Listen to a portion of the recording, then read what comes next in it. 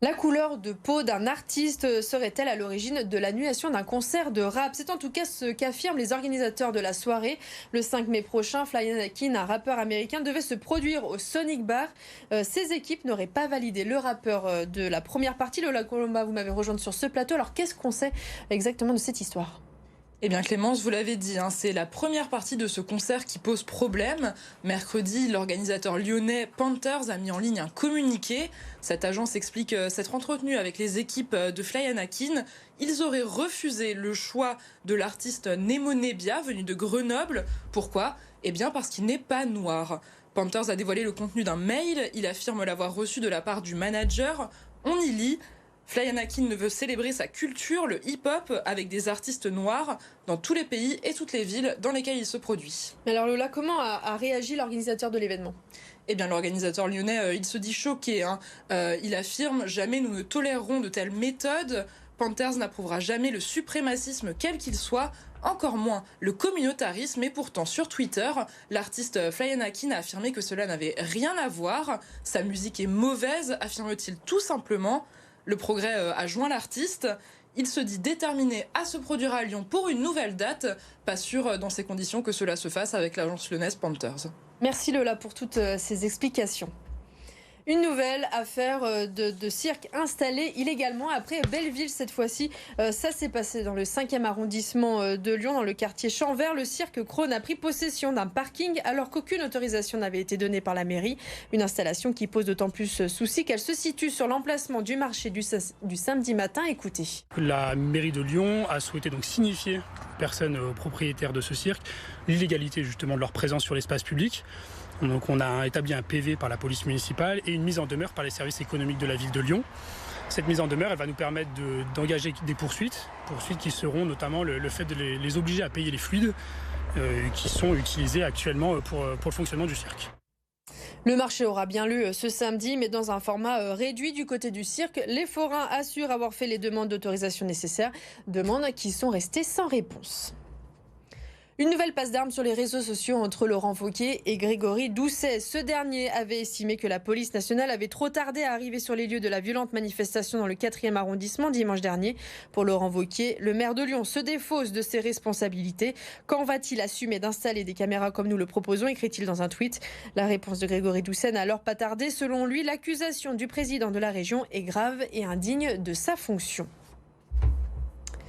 C'est une colocation d'un nouveau genre qui a vu le jour à Blassé dans le Beaujolais. Dans une maison, une vingtaine de seniors ont décidé d'habiter ensemble. Alors si chacun a son espace privatif, il peut se retrouver tout au long de la journée pour des ateliers cuisine ou bien tout simplement pour boire un café. Maëva Comsi est allée les rencontrer. Ce midi, ce sera chou-fleur et champignons. Un repas que Yvette prépare assidûment.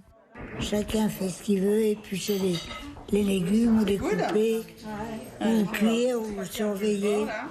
Seule, elle ne cuisine plus, alors vivre dans cet habitat partagé, c'est un soulagement, comme pour Patrick. Lui préfère mettre la table.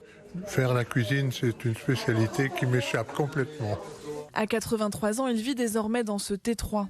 Il y a 2 ans, quand il perd son épouse, il décide de quitter sa maison et emménage seul dans un appartement. Une solution qui ne lui convenait pas. Aujourd'hui, il a trouvé un équilibre. Ça m'a changé la vie. Ça permet de faire des connaissances. Je suis bien entouré et j'ai la liberté d'aller partout où je veux. Voilà. Ça correspond à mon fondamental. En tout, dans cette résidence, 25 appartements, entre 1200 et 1500 euros par mois.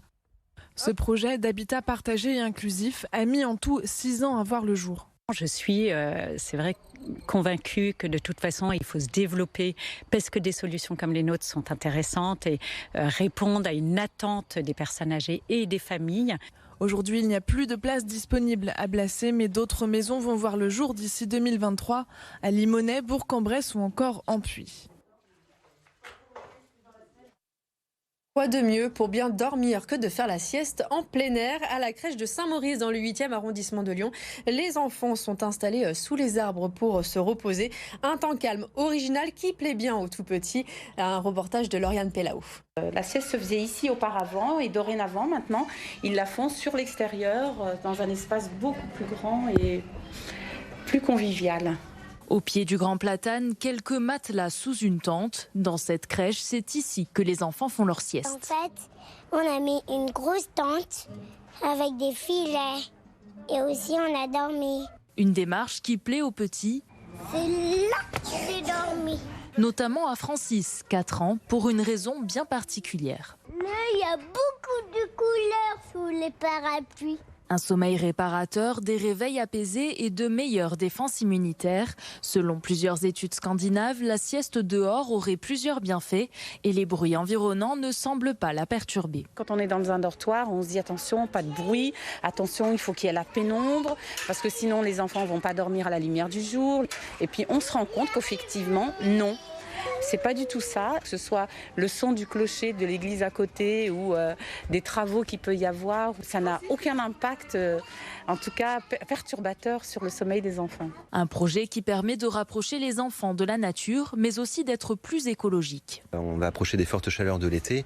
C'est sûr que c'est bien mieux, aussi bien pour la santé, mais aussi pour la planète, que nos petits, ils dorment à l'ombre dehors, à l'ombre rafraîchissante dehors, plutôt que dans des espaces qui sont climatisés. La municipalité espère pérenniser et étendre la sieste à l'extérieur à toutes les crèches de Lyon, pourquoi pas même en toute saison. C'est un événement toujours très attendu des amateurs de vin. Le marché au vin d'Ampuis a fait son grand retour ce vendredi.